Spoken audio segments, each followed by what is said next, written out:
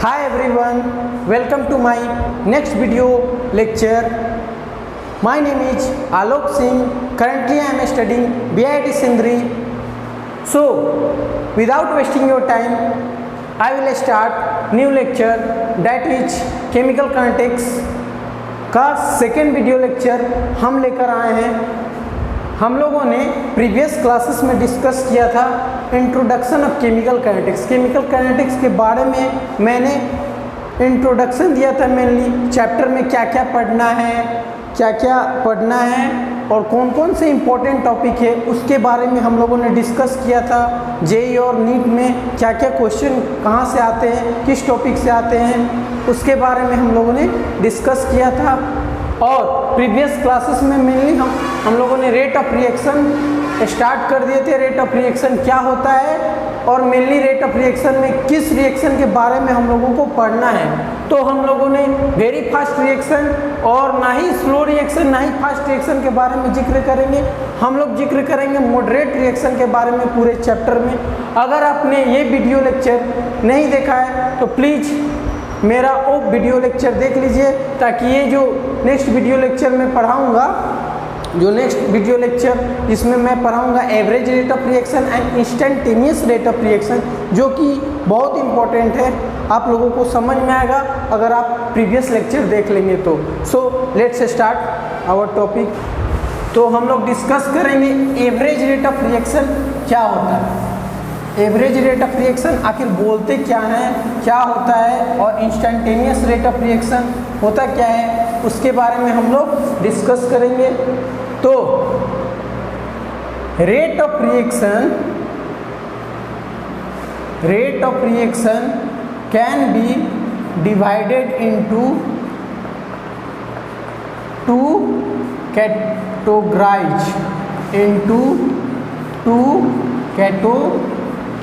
में इसको डिवाइड किया गया है। फर्स्टली हम लोगों को क्या है, एवरेज रेट ऑफ रिएक्शन के बारे में जानना है। What is average rate of reaction और what is instantaneous rate of reaction, ये दोनों के बारे में जानना है। तो एग्जांपल से समझते हैं, खुद आप लोगों को क्लियर हो जाएगा कि क्या होता है एवरेज रेट ऑफ रिएक्शन और क्या होता है इंस्टेंटेनियस रेट ऑफ रिएक्शन। तो फर्स्टली हम डिस्कस करेंगे average rate of reaction. Example कुछ लिखते हैं, आप लोगों को खुद आइडिया हो जाएगा कि एवरेज रेट ऑफ रिएक्शन क्या होता है। तो 2A + 3B गिव्स 4C, ठीक। तो याद रहे, जो A के बगल में जो 2 लिखा है इसको हम लोग स्टोइचियोमेट्रिक कोएफिशिएंट बोलते हैं। केमिस्ट्री में हम लोग इसको हम लोग स्टोइचियोमेट्रिक कोएफिशिएंट बोलते हैं। ऐसे मोल भी आप लोग बोल सकते हो, अगर ऑड लग रहा है तो आप मोल भी बोल सकते हो, लेकिन केमिस्ट्री के लैंग्वेज में इसको स्टोइचियोमेट्रिक कोएफिशिएंट बोलते हैं, ठीक। तो आप लोग लिख लीजिएगा, इसको हम लोग स्टोइचियोमेट्रिक कोएफिशिएंट बोलते हैं, ठीक। ये 3 क्या हुआ इसका स्टोइचियोमेट्रिक कोएफिशिएंट, 4 क्या हुआ स्टोइचियोमेट्रिक कोएफिशिएंट। तो बोलने का तरीका क्या है कि 2 mole of A react with 3 mole of B gives 4 mole of C। बोलते हैं ऐसे, लेकिन ये क्या है स्टोइचियोमेट्रिक कोएफिशिएंट, आप लोग जान लीजिए, अंडरस्टूड है ये, ठीक। और रहा बात, अभी डिस्कस करेंगे एवरेज क्या होता है। एवरेज का सिंबल हम लोग यूज करते हैं डेल से, और इंस्टेंटेनियस का सिंबल यूज करते हैं D से। आप लोग तो जानते होंगे एवरेज का सिंबल डेल से यूज करते हैं, इंस्टेंटेनियस का सिंबल D से यूज करते हैं। हम लोगों ने डिफ्रेंसिएशन में पढ़ा होगा dx/dt किसी के रेस्पेक्ट में हम लोग निकालते हैं, ठीक। तो इसमें भी हम लोग किसी के रेस्पेक्ट में निकालेंगे।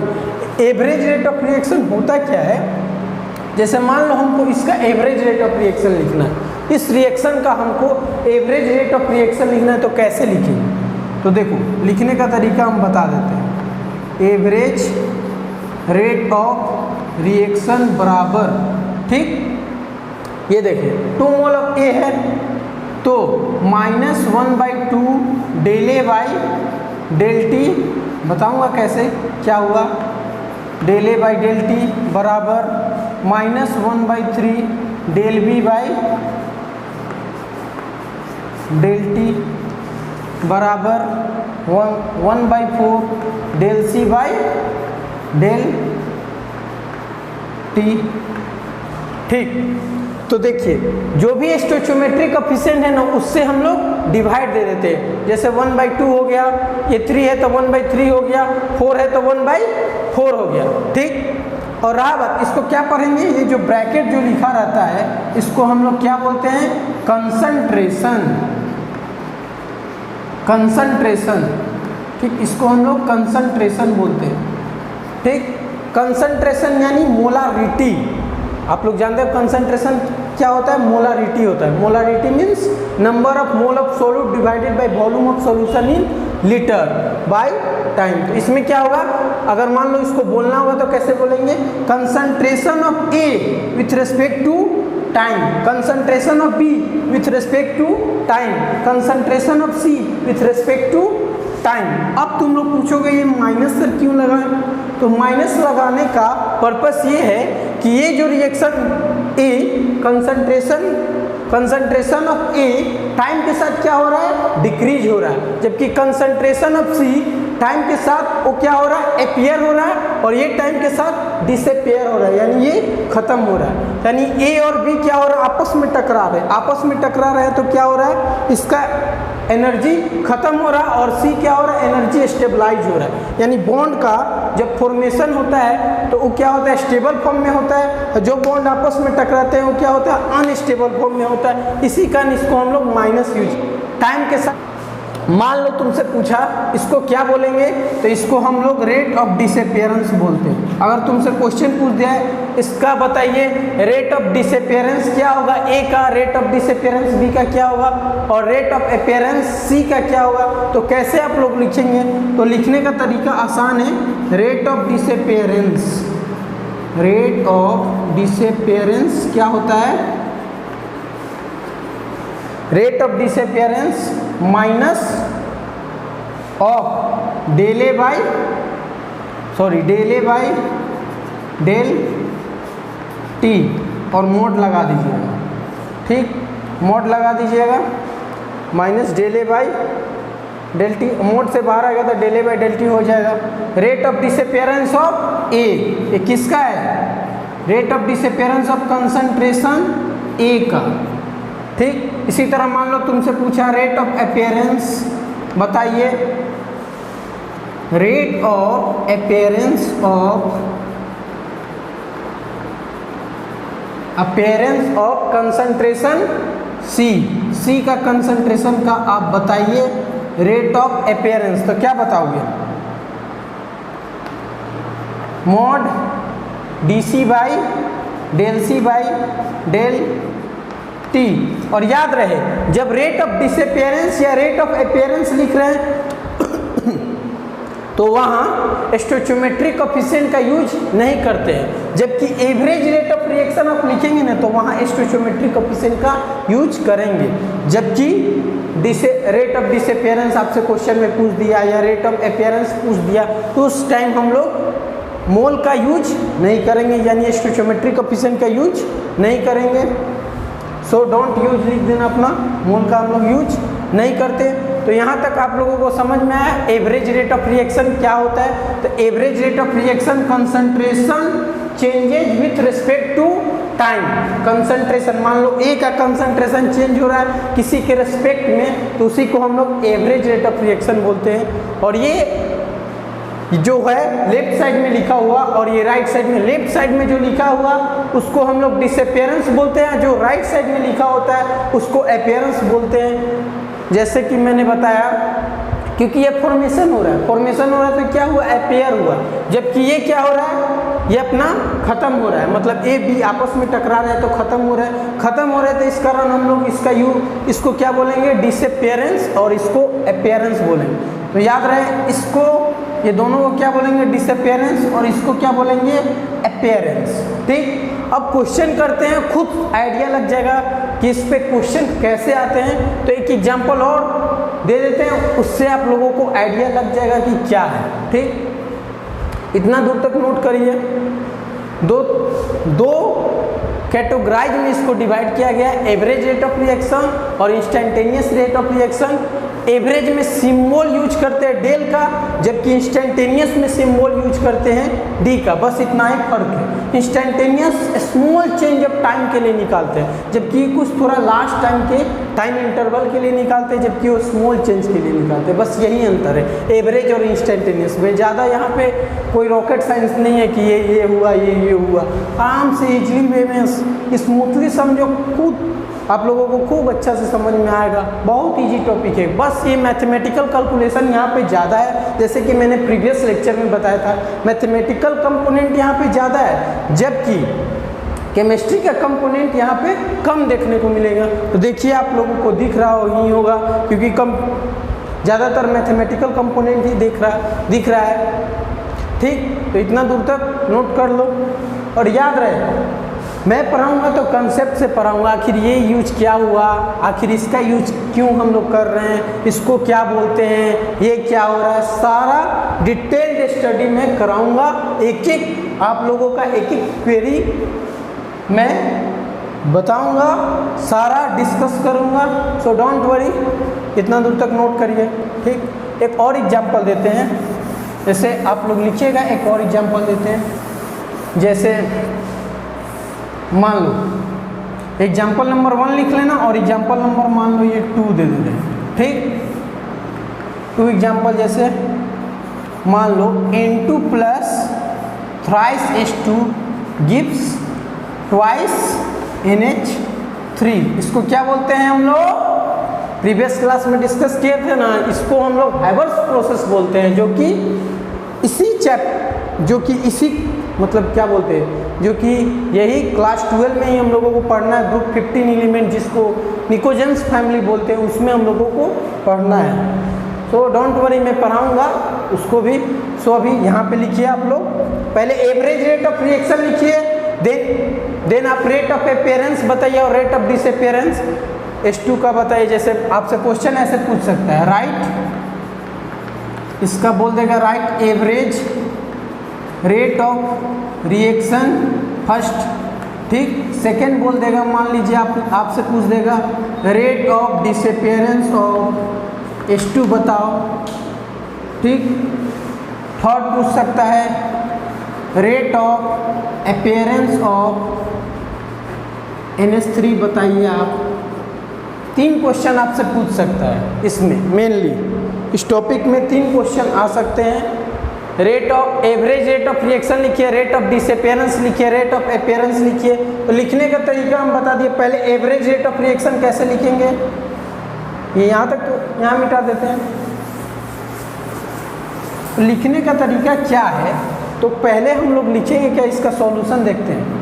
सॉल्यूशन, ठीक, एवरेज रेट ऑफ रिएक्शन लिखते हैं कैसे है, जैसे कि मैंने बताया एवरेज रेट ऑफ रिएक्शन। ठीक, इसको लिखने का तरीका जैसे ये है, इसका स्टोइचोमेट्रिक कोएफिशिएंट क्या है, 1 है, इसका कितना है 3 है, इसका कितना है 2 है। तो इस सबको हम लोग क्या करेंगे, डिवाइड कर देंगे। एवरेज में हम लोग स्टोइचोमेट्रिक कोएफिशिएंट का यूज करते हैं, जबकि जब हम लोग रेट ऑफ डिसअपीयरेंस या रेट ऑफ अपीयरेंस लिखेंगे तो स्टोइचोमेट्रिक कोएफिशिएंट का यूज नहीं करेंगे।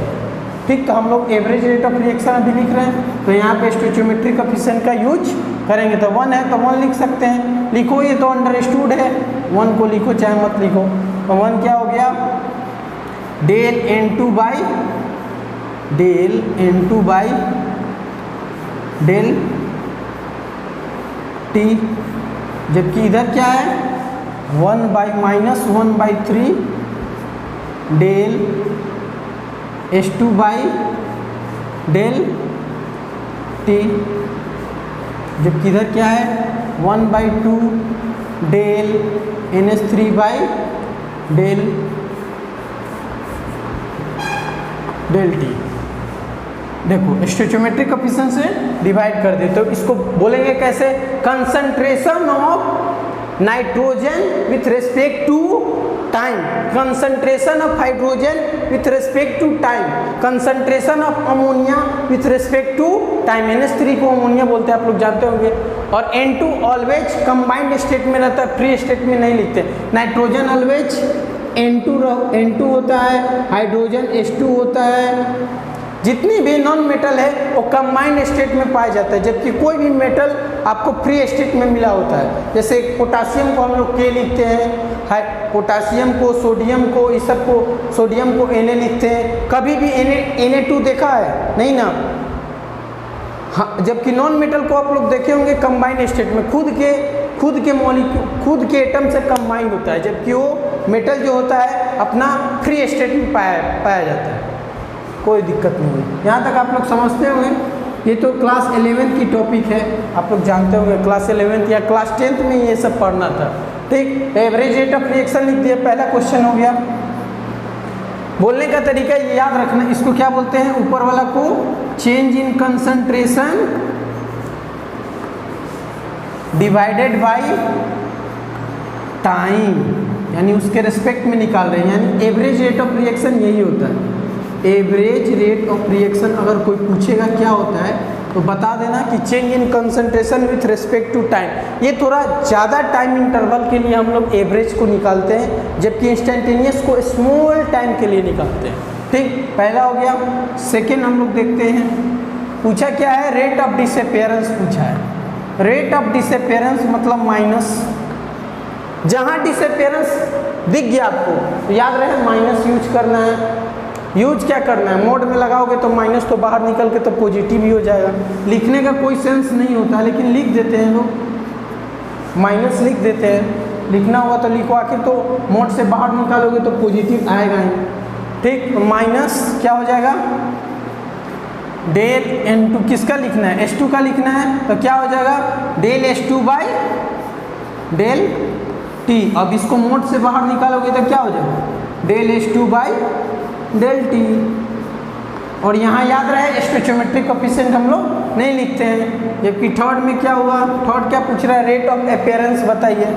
तो rate of appearance means positive, यानी ये अपीयर हो रहा है, और ये क्या हो रहा है? डिसअपीयर्स हो रहा है। डिसअपीयर्स हो रहा है यानी माइनस जो लिखे हैं, माइनस सिंबल यूज किस लिए किए? क्योंकि कंसंट्रेशन ऑफ H2 टाइम के साथ डिक्रीज कर रहा है, यानी ये आपस में टकरा रहे हैं, तो न्यूली बॉन्ड फॉर्म हो रहा है। न्यूली बॉन्ड फॉर्म हो रहा है तो ये इसका एनर्जी वेस्ट हो रहा है, यानी खत्म हो रहा है। तो ये क्या हो गया? डिसअपीयरेंस। इसी का हम लोग माइनस यूज किए, यानी कंसंट्रेशन टाइम के साथ घट रहा है, यानी डिक्रीज कर रहा है। तो ये क्या हुआ?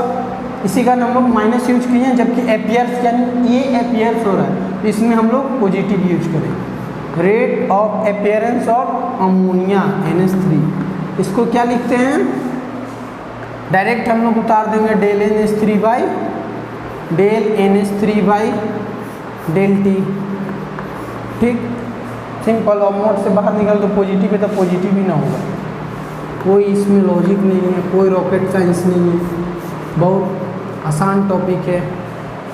समझ में आ गया?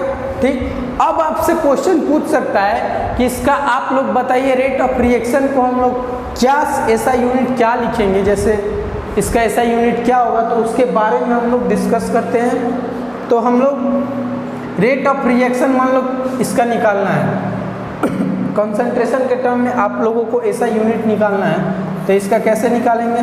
तो ये क्या हुआ? चेंज इन कंसंट्रेशन क्या होता है? मोल्स पर लीटर कंसंट्रेशन, ये MOLES, मोल्स पर लीटर, और नीचे क्या है? सेकेंड है, टेम्परेचर है ना, इसको क्या लिखेंगे? सेकेंड। तो मोल्स पर लीटर पर सेकेंड, यही इसका SI यूनिट हो गया। ये ज़्यादातर बहुत यूज होने वाला है, इसका सिंबल मोल लीटर -1 सेकेंड -1, इसका बहुत यूज होने वाला है। सो आप लोग अच्छे से इसको ध्यान में रखिएगा, इसका ऐसा यूनिट बहुत यूज होने वाला है, मोल पर लीटर पर सेकेंड। ठीक, सो यहाँ तक नोट करिए। और रहा बात, अगर आपको प्रेशर के टर्म में लिख दिया, कंसंट्रेशन ना देख के आपको प्रेशर के टर्म में सारा गैसियस के फॉर्म में लिख दिया, तो वहाँ ATM पर सेकेंड हो जाएगा, तो उसका हम लोग ऐसा यूनिट यूज करेंगे ATM पर सेकेंड। लेकिन आई थिंक आप लोगों ने लिख लिया होगा। ठीक, तो हम लोग आगे चलते हैं, जिसमें अच्छे अच्छे क्वेश्चन थोड़ा डिस्कस कर लेते हैं, 1-2 क्वेश्चन, ताकि आप लोगों को आइडिया हो जाए कि average rate of reaction exactly कैसे क्वेश्चन बनते हैं उस पर। सो एक क्वेश्चन लिया हूँ, बोर्ड लेवल का ये क्वेश्चन है अभी। N2 plus thrice H2 gives twice NH2 during the formation of ammonia. Ammonia का फॉर्मेशन हो रहा है तो 2 मोल्स ऑफ N2 डिसअपियर्स हो जा रहा है इन 1 मिनट में। यानी कहने का सेंस ये है कि 2 मोल्स ऑफ N2 तुम्हारा क्या हो जा रहा है, खत्म हो जा रहा है 1 मिनट में। तो तुमसे क्वेश्चन क्या पूछा है, बताइए रेट ऑफ रिएक्शन क्या होता है और रेट ऑफ डिसअपियरेंस H2 का क्या होगा, rate of appearance of NH3 क्या होगा। और आपको वॉल्यूम ऑफ वेसल दे चुका है 1 लीटर, यानी 1 लीटर का वेसल है।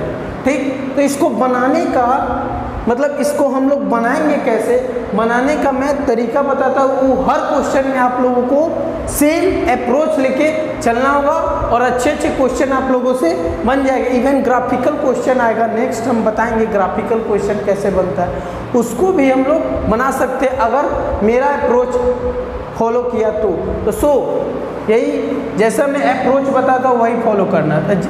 पहला अटेम्प्ट क्या लेना है, इसका पहले हम लोग एवरेज रेट ऑफ रिएक्शन लिख लेंगे। ठीक, तो average rate of reaction first of all लिख लेंगे। एवरेज रेट ऑफ रिएक्शन क्या होगा, जैसे मान लीजिए इसका हो एवरेज रेट ऑफ रिएक्शन लिखना हो तो क्या हो जाएगा, minus del N2 by del T। One नहीं लिखे हैं, 1 अंडरस्टूड है, और क्या हो जाएगा -1/3 del H2 by del T बराबर 1/2 डेल NH3 बाई डेल यही ना होगा। एवरेज रेट ऑफ रिएक्शन पहले लिख लो, उसके बाद देखो गिवन क्या दिया है गिवन। तो वो बोला है कि फॉर्मेशन हो रहा है अमोनिया का फॉर्मेशन हो रहा है, तो जो ये 2 मोल ऑफ N2 डिसअपियर्स कर जा रहा है 1 मिनट में। यानी ये जो दिया है ये तुमको मोल दिया है और ये टाइम दिया है और यहाँ पे वॉल्यूम दिया है, वॉल्यूम ऑफ वेसल। ठीक, तो यानी तुमको N2 दे दिया है, यानी N2 तुमको गिवन दे दिया है। ठीक, हिंट यहाँ पे आप लोगों को हिंट दे दिया है कि N2 का जो कंसंट्रेशन होता है वो दे दिया है और टाइम भी दे दिया है। ठीक, तो हम लोग पहले N2 लिख लेते हैं क्या गिवन दिया है। तो गिवन आपका क्या हो जाएगा, N2 का अगर लिखना हो तो लिखेंगे minus del N2 by del T। ठीक, मोड में, क्योंकि ये क्या है N2 तुम्हारा रेट ऑफ अपीयरेंस हो रहा है, सॉरी रेट ऑफ डिसअपियरेंस हो रहा है, इसी कारण हम लोग इसको मोड में लिख लिए। ठीक, तो माइनस डेल N2 क्या है, यानी ये N2 ऊपर वाला, उसको हम लोग कंसंट्रेशन बोलते हैं ना, कंसंट्रेशन। तो कंसंट्रेशन होता क्या है, मोल्स पर लीटर। मोल्स कितना दिया है 2, हम 2 लिख देंगे सिंपली, पर लीटर कितना दिया है 1/टाइम। टाइम को हम लोग SI यूनिट में चेंज कर लेंगे, ये 1 मिनट है तो 1 मिनट तो क्या हो जाएगा, सेकेंड में यूज करो तो 60 सेकेंड हो जाएगा। तो 2/1 डिवाइडेड बाई 16, मोड से बाहर करोगे तो क्या आ जाएगा 1/30, 1/30 पॉजिटिव में होगा। और ये जो N2 का हम लोग लिखे हैं, N2 क्या है, rate of disappearance. N2 rate का SI यूनिट क्या होता है, अभी हम लोग डिस्कस किए थे कुछ देर पहले, मोल पर लीटर पर सेकेंड। ठीक, तो यानी N2 निकल गया। ठीक, आपको कुछ ऐसे गिवन, आपको गिवन निकालने आ गया, N2 का कंसंट्रेशन दिया था और टाइम दे दिया था। ठीक, तो मैंने वही पुट किया। अब रहा बात, अब क्वेश्चन पे आते हैं क्या फाइंड करना। तो फाइंड आपको रेट ऑफ रिएक्शन फाइंड करना। आप लोगों को ये पता है तो ये नहीं निकाल लोगे, क्योंकि ये देखो इक्वल टू का साइन है और ये आप लोगों को पता है, तो एवरेज रेट ऑफ रिएक्शन नहीं पता चल जाएगा। ठीक, इसको इक्वल टू इसको कर दो तो यहाँ से एवरेज रेट ऑफ रिएक्शन निकल जाएगा। इसी तरह मान लो रेट ऑफ डिसअपियरेंस निकालना है H2 का। ठीक, तो हम लोग इसी के इक्वल कर दो, चाहे इसके इक्वल कर दो, किसी के भी इक्वल कर दोगे तो एक निकल जाएगा। एक पता है तो दूसरा नहीं निकाल लोगे। मान लो ये पूछा तो इसके इक्वल ये कर दो, चाहे इसके इक्वल ये कर दो, बात बराबर। तो हम लोग निकालते हैं पहला क्वेश्चन समझते हैं क्या होगा। जैसे मान लो रेट ऑफ रिएक्शन लिखने को बोला है, तो रेट ऑफ रिएक्शन बराबर हम इसके इक्वल कर देते हैं, minus del N2 by del T, ठीक। याद रहे ए कितना आया था, माइनस मोड में है ना, ठीक। तो -1/3 तो ये क्या हो जाएगा 1/30 मोल पर लीटर पर सेकेंड, यानी रेट ऑफ रिएक्शन आ जाएगा।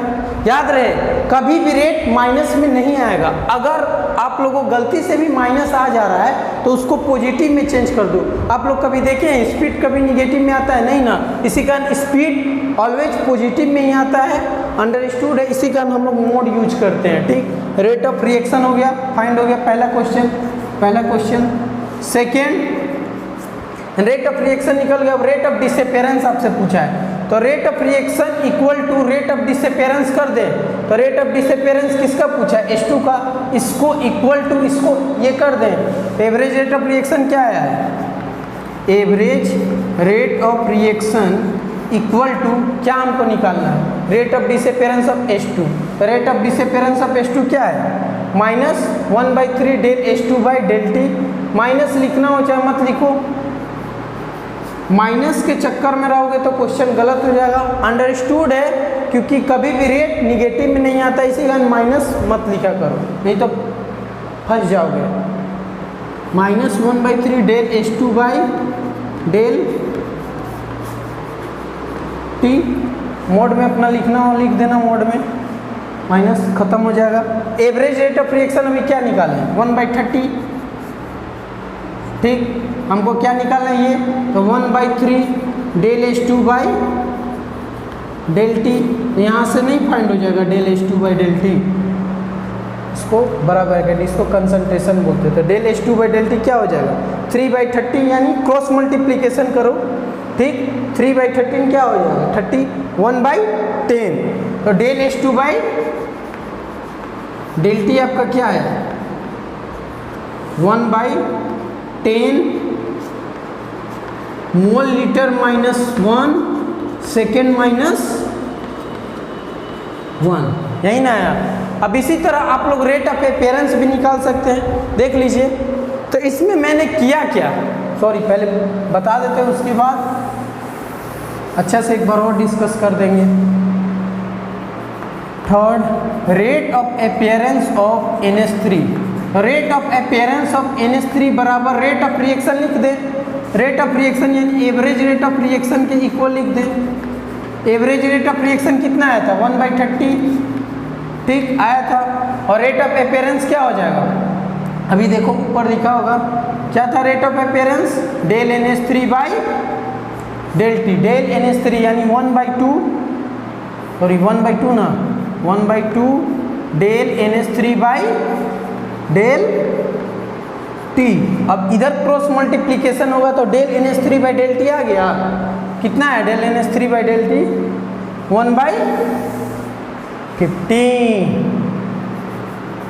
1/15 आ गया डेल NH3/ΔT।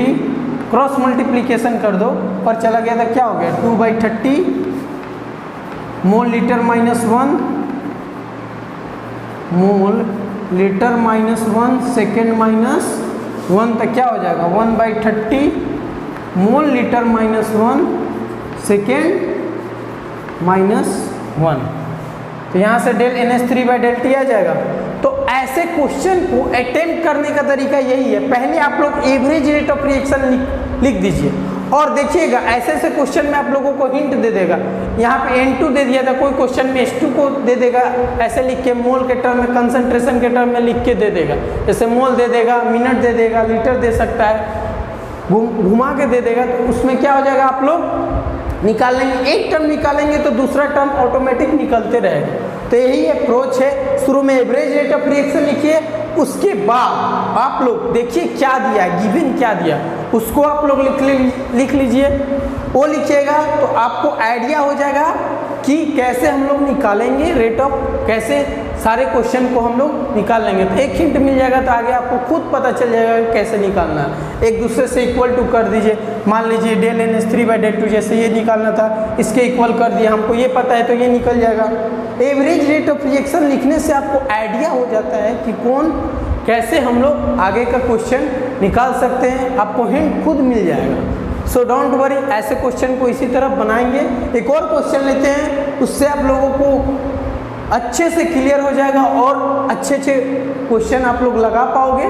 सो एक क्वेश्चन और लेते हैं, ये क्वेश्चन देखते हैं। ये भी अच्छा क्वेश्चन है लेकिन बहुत हलवा क्वेश्चन है, आप लोग बना लीजिएगा आसान वे में। जैसे एक रिएक्शन दिया है 2N2O5 gives 4NO2 plus O2, इसका रेट ऑफ अपीयरेंस आपको दे दिया। यानी देखिए हम बोले थे ना, आपको हिंट दे देगा। देखिए rate of appearance of NO2 is 2 mole litre -1 second -1, यहाँ पे हिंट दे दिया, वहाँ पे भी हिंट दिया था, यहाँ पे भी हिंट दे दिया।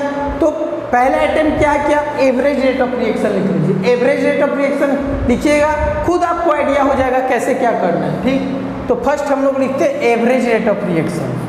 ठीक, तो एवरेज रेट ऑफ रिएक्शन क्या हो जाएगा, -1/2 डेल N2O5 बाई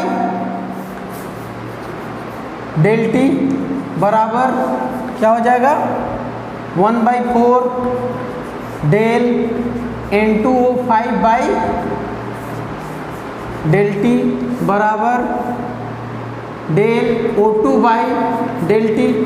इसको ब्रैकेट कर दीजिएगा, थोड़ा अच्छा लगता है क्योंकि इसको कंसंट्रेशन ही बोलते हैं। Del O2 by del T यानी concentration of N2O5 with respect to time, इसको बोलने का ऐसे बोलते हैं, ऐसे नहीं कि del N2O5 by del T. Concentration of concentration of N2O5 with respect to time.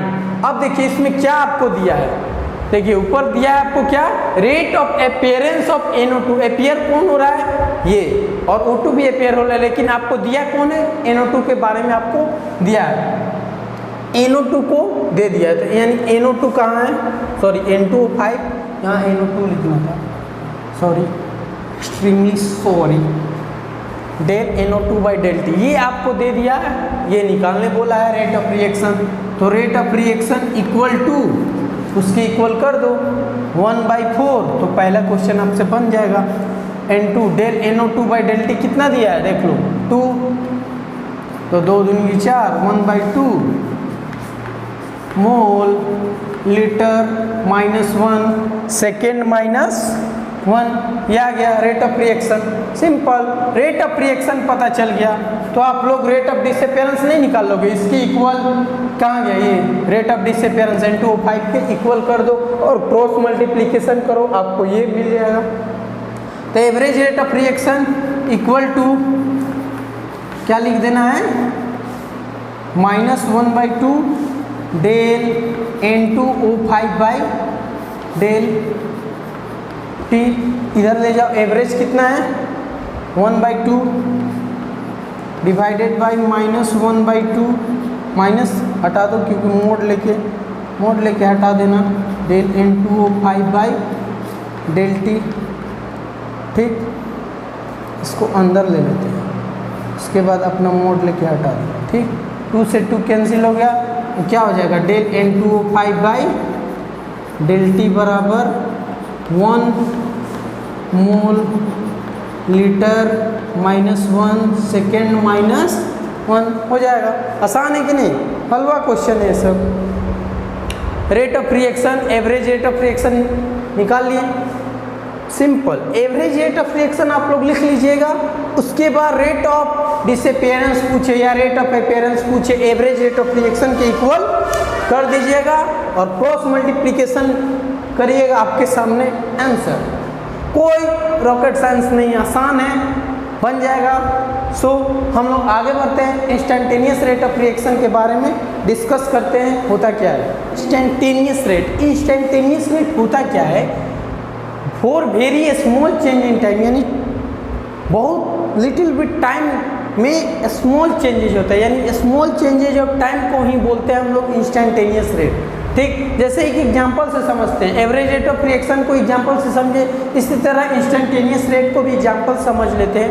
2a + 3b gives 4c। ठीक, तो इंस्टेंटेनियस रेट में हम लोग बोले थे कि देखिए इंस्टेंटेनियस में हम लोग सिंबल क्या यूज करते हैं, डी का, जबकि एवरेज में सिंबल क्या यूज करेंगे, डेल का। ठीक, तो इसी कारण हम लोग यूज किए हैं ये डी का सिंबल, सब जगह देख रहे हैं डी का सिंबल यूज किए हैं, और ये टाइम के साथ डिवाइड कर दिया, यानी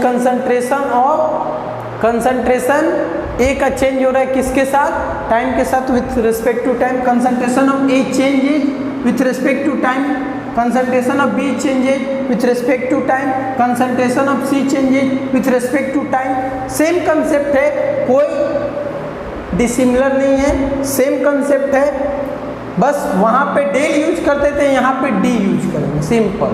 और सारा कैलकुलेशन या जितनी भी क्वेश्चन है इसका भी सेम वैसे ही बनेगा। इसमें बस क्वेश्चन में पूछ देगा इंस्टेंटेनियस रेट से आप बताइए, यानी स्मॉल चेंज के लिए, यानी स्मॉल टाइम इंटरवल में आप लोग बताइए रेट ऑफ रिएक्शन निकाल के, तो आप लोग इंस्टेंटेनियस का यूज करेंगे। जबकि लास्ट टाइम का जिक्र करें तो उस टाइम हम लोग एवरेज रेट ऑफ रिएक्शन का यूज करेंगे।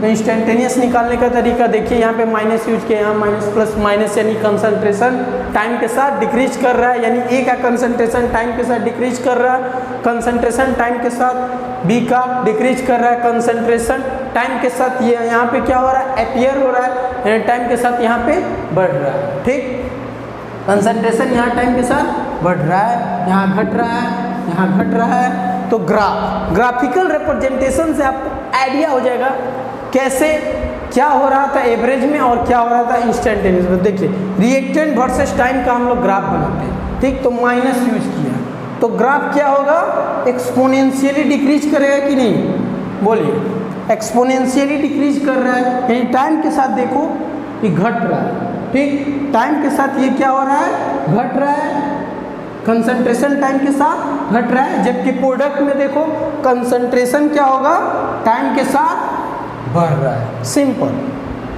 टाइम के साथ देखो ये बढ़ रहा है, यानी एक्सपोनेंशियली क्या हो रहा है, ये इंक्रीज कर रहा है और ये एक्सपोनेंशियली डिक्रीज कर रहा है। सिंपल।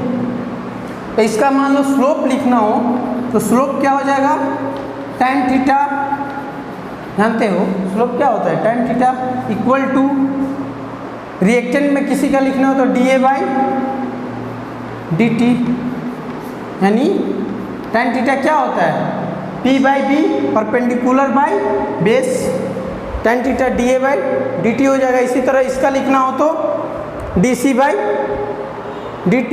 ठीक, इसका स्लोप लिखना हो तो क्या हो जाएगा, tan theta equal to dC by dt। Simple.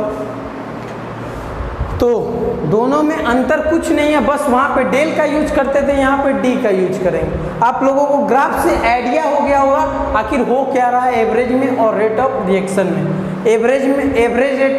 Average rate of reaction या इंस्टेंटेनियस रेट ऑफ रिएक्शन में क्या हो रहा है आप लोगों को कुछ आइडिया हो गया होगा ग्राफ से। ग्राफ में देख रहे हैं कि जैसे ये घट रहा है और ये बढ़ रहा है, ये टाइम के साथ यहाँ पे अपियर हो रहा है और ये टाइम के साथ डिसअपियर हो रहा है, यानी खत्म हो रहा है। सो आज के लिए इतना ही रहने देते हैं। नेक्स्ट क्लास में हम लोग डिस्कस करेंगे factor which affect rate of reaction. उसमें मेन दो टॉपिक पढ़ना है, कंसंट्रेशन और टेम्परेचर। दो फैक्टर पे डिपेंड करता है और भी फैक्टर पे डिपेंड करता है, मेनली हम लोगों को दो फैक्टर ही पढ़ना है। सो मिलते हैं नेक्स्ट क्लास में। आज के लिए इतना ही रहने देते हैं। Bye bye.